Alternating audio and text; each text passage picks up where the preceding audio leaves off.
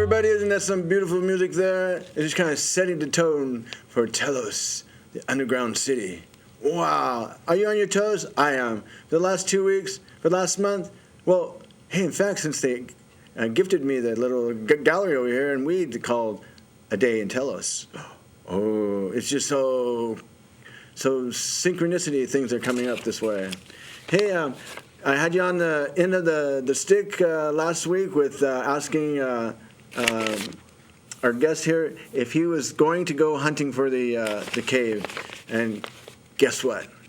Stephen, give us a clue. What happened? Did you go yet? Well, how have you been looking? I've been looking, and I will get to that shortly. But yes, I've been looking. I'm here at Mount Shasta looking for the clues and for the entrance for the mysterious tunnel that lies beneath Mount Shasta, yes. So have you found the identity of J.C. Brown yet? Yes, I did. Initially, after I did the research last year, I discovered that J.C. Brown's alias for a man who was really named J.B. Body, and I called the Stockton Police Department and tried to solve their missing persons police report that was cited in 1934. So what did the police department say? Did they have a response to your 34 missing persons? No, they kind of laughed. They blew me off and acted as though that was too far ago? It was too far ago. They had no records of it whatsoever. Oh, my goodness. Well, who did you contact regarding the legend? Well, I then went, and I gave you a copy of it there. You can show the readers of the initial newspaper article of 1934, June 19th, and states that J.C. Brown shows up in Stockton. He wants to get 80 people to go on an expedition up to Mount Shasta. But after 6 weeks of lecturing, the morning of June 19, 1934, he disappears. Police are called in. 80 people are interviewed, and no money has been taken from any of the people. And the police clean. The police realized that it was a mysterious disappearance, but they had no clue of the identity of the individual whatsoever. So at that point, I figured, well, let me contact the Stockton Record newspaper, and I wanted to speak to a columnist who had knowledge about this article because I wanted to sort of solve the puzzle. So did you talk to columnist Michael Fitzgerald of the Stockton Records? Yes. What was his response? Well, Michael initially was very fascinated because he had written a piece 11 years before regarding Lemuria. And so he told me that he wanted to interview me. Would I agree to an interview, which I did. And after the interview, he said, only then he said to me, he goes, I'm going to send you the original newspaper articles, but how did you know some of this information without having the original articles of 1934? Because what I had went from was from a book by Emily A. Frank on the legend, and also Weird California. So he was impressed with the fact that I didn't have the actual articles from 1934, but I had enough information that really got him curious as to how I was able to figure out the identity of the mysterious J.C. Brown. So what did you do next? Well, thereafter, I decided that I was going to write a screenplay about it, so I started writing a screenplay, but then I contacted Coast to Coast producer Lisa Lyon. Coast to Coast? You've been on that? Yes. Dude, how did I miss you? Well, it was April 18th. Oh, it was April Fool's Day. I never listened to anything April else. 18th. 18th, all right. It was close, but no cigar. It was 18th, and I spoke with Lisa in the middle of the day, and she said, can you come on tonight? So, quick notice, I went on. Quick notice? Yeah. I've never been able to even get the phone in there for more than 2 hours. Well, you're right. It was automatic. They sent me a press release. They faxed it back, and I went on that night, and it was just amazing. So, with the radio show with George Norrie, I mean, what was that like? I mean, did they call in, or did they just fax you, or? Well, once I got on the show, I had set up a website 3 days earlier, and in anticipation a little bit of possibly the feedback. But I was unaware that within the hour that I was on, I would already have 10,000 hits on my website. 10,000? Did you have any money makers there? Well, Are you still looking for them? Well, the problem was at that point I really had nothing to sell on my website, but I realized that my server could only hold capacity of about 10,000. It could have been 10 times that probably could have reached my website, but because of the fact that it was bombarded in that short period of time, it was just an amazing response that I got. Wow, so you got positive feedback? Oh, it was excellent. It was excellent. It was a very good interview. I had fielded some questions from some of the call-in viewers, and there were things that they had asked me regarding Lemuria that they were interested in. Some of the things that tied in to the legend of J.C. Brown. So it was a very informative hour with George Norrie. Wow. So what made you decide to travel from New York to the mountain ranges here in the Northwest Coast? Well, it was interesting. Right after the show, I got an email from one of the listeners named Renee, and we started corresponding, and she said, I'm going to send you a couple of CDs that you might be interested that'll dovetail with your story of the legend of J.C. Brown. So I asked her, well, what is it? She said, there's some CDs from a show that was on Coast to Coast in '97 with Art Bell called Mel's Hole. Mel's Hole, yeah. Now, if you're not familiar with Mel's Hole, it's a man on a property up in the Mustache Ridge in Washington, where he claimed that there was a hole there that went miles and miles on his property. And then later on, when he went public, the land was confiscated by people that maybe the government or some secret government, and he was told to leave the property. And he kind of thought that the hole led to possibly an underground civilization, or it showed that the earth was hollow. Mm-hmm. So this viewer sent me the CD because she believed that, maybe I was onto something with the hollow earth theory. So thereafter, I listened to the CDs, and I decided that something might be to this. So do you have the book? Do you have the book written about the legend yet? Well, what I did was I wrote a screenplay for the movie. That's always good. For the movie, and I also have the website. And I decided to wait on writing the book because I wanted to come out and actually validate what I had found on paper and actually see if the tunnel does exist under Mount Shasta and find the physical evidence here in the 3D. Because for most of the stories that I've read, people talk about beings on the mountain appearing in ethereal body and being taken in, but no one has anything on any of the legends that I've ever read that talks about tunnels in the 3D that you can see it, feel it, and touch it. Wow. I know they're always talking about the fifth dimension, and then sometimes that kind of sets a little on a little light on and says, wait a minute, that's not the third dimension. So, I've been wanting to ask you this all for the last 2 weeks. Have you found the tunnel yet that leads under Shasta, where the city of Telos is located? Well, I haven't found it yet, but in the next couple of weeks, I'll be wrapping up. What are you doing? Well, I'm wrapping up my investigation. Wrapping it up. I believe that I have a very good idea as to where it might be. But just to give you a real encapsulation of what I learned as coming out here of June of 2008 last year, I went out to meet with my friend Renee, who I mentioned was a call-in viewer from Coast to Coast. We became friends, and I was staying in her apartment.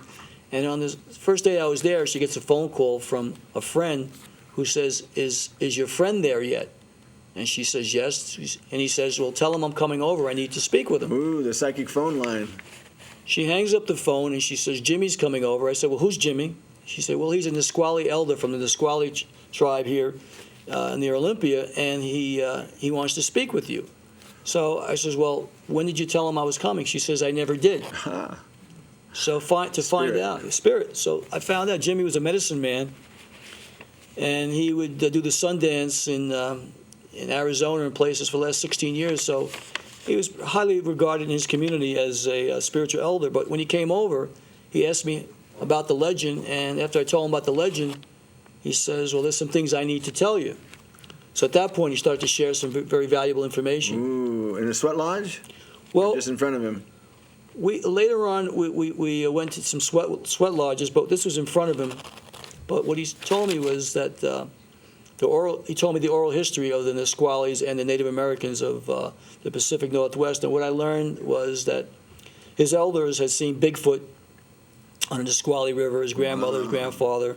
The tall ones, which were 8 and 9 feet tall, also were seen hunting in that area. And that there was an interesting story about a man who has a property on the fringes of the Olympia forest who has a smoker that he had to modify the top of the smoker because Bigfoot would be known to come and take the salmon out of his smoker before it was cooked. So he modified it and put a plexiglass top to the smoker, so that when Bigfoot would come, he would see that the salmon was either uncooked or when it was cooked, then take it to leave. So some interesting stories that I learned. Communication right there. That's impressive. Later on, I went in July to, actually it was in August of 2008, a couple of months later, to the James Gilliland Ranch, which is in Trout Lake, Washington.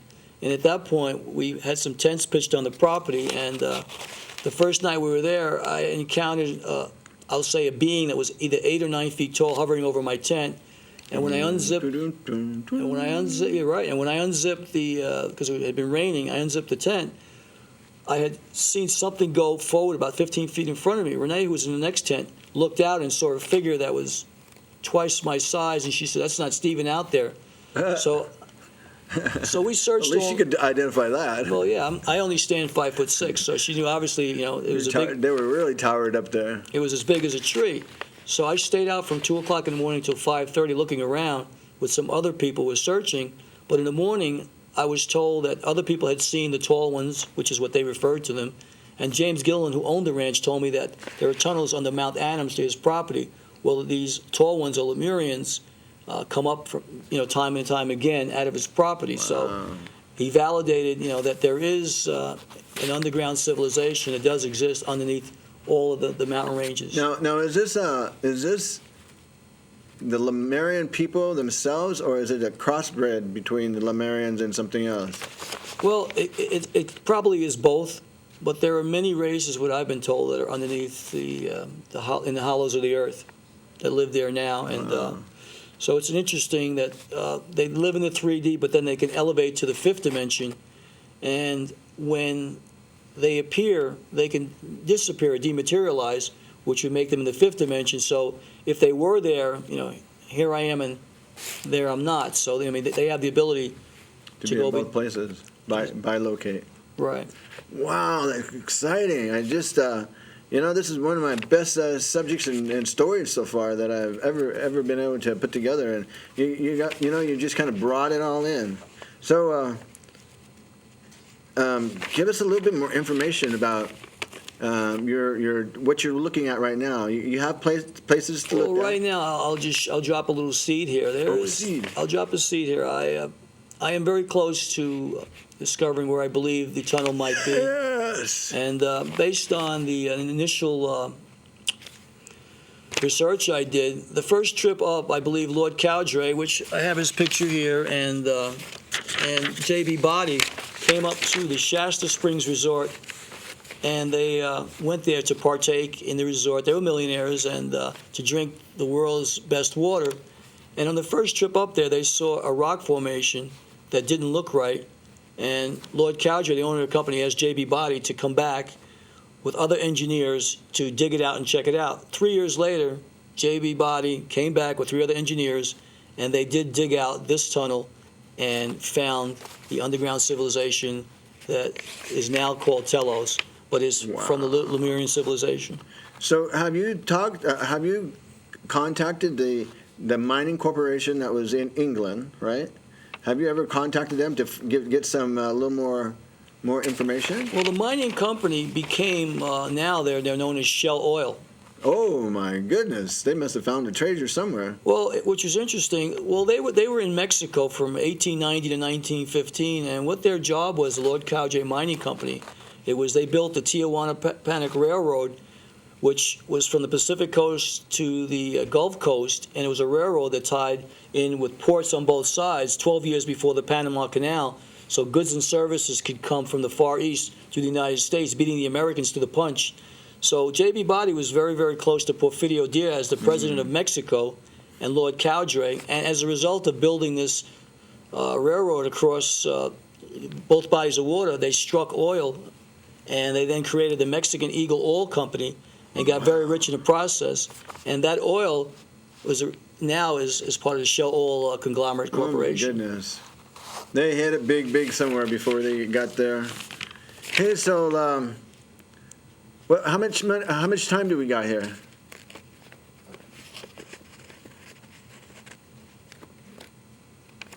All right. So there's more time than we had. Hey, can we, Miss Wolf, can we have you do a little drumming? a little music for us? Certainly.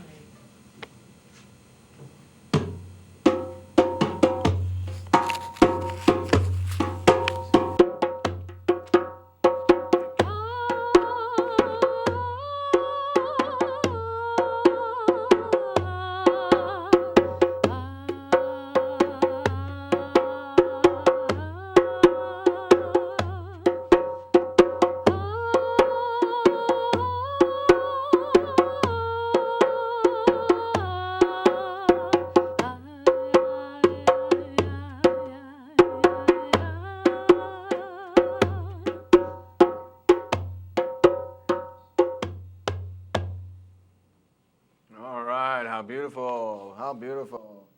Well, will you share with what you've been doing the next 2 weeks with me? When you find it, call me up or do something, and then we'll put it on here again. Absolutely. I will come back in 2 weeks and give you an update as to what I find or what I don't find or what I learn or what I don't learn. I'll give you what I find here in the 3D, because we all have to deal with what we can prove. And, What we can prove. And so I'm about to show you what we can prove. And based on what we prove, it may change the existing paradigm and eliminate the 12,000-year Bering Strait theory and the timeline that Native Americans have been here millions and millions of years, and civilization is a lot older than we realize, and we are descendants of a great people, the Lemurian nation. We are, especially if they were taller than us. We're just the midgets of them. Hey, I want to give you a little update of some community projects going on. The community garden over in Edgewood meets every Wednesday from 4 to dark. We've already got the potatoes and the garlic and the onions and a number of other things that are growing. We still have room for more people to put as many items in there as that you would want. It's only organic. And the seeds that we get from the organic store, we will be gleaning some seeds from whatever we plant and then give it back to them. And that's like a barter system that I've never, ever heard before, but I think it's a great thing. So WESAC is here and gone already, and it was pretty good. Not as many people as they want, but maybe next year they'll have more. But it was a very beautiful day. And a lot of people come here to bring their vending stuff, what they're selling, what they're making, what they're massaging, their oils, and it was just very classy time to be there. And I think Shalimar is coming up with his second annual show here at Siskiyou County here. College of the Siskious. He'll be doing that in June or July, I think. So keep your eye for that. That's going to be a little bit more about the third dimension, fourth dimension, fifth dimension, and what the different space aliens are doing, if they are aliens at all. They're probably not. This guy over here might be one of them, or maybe she's one of them. I know he is. Hey, I just want to say thank you, everybody. That's not too much else I can do, but say bless you all. Bye-bye. Go ahead.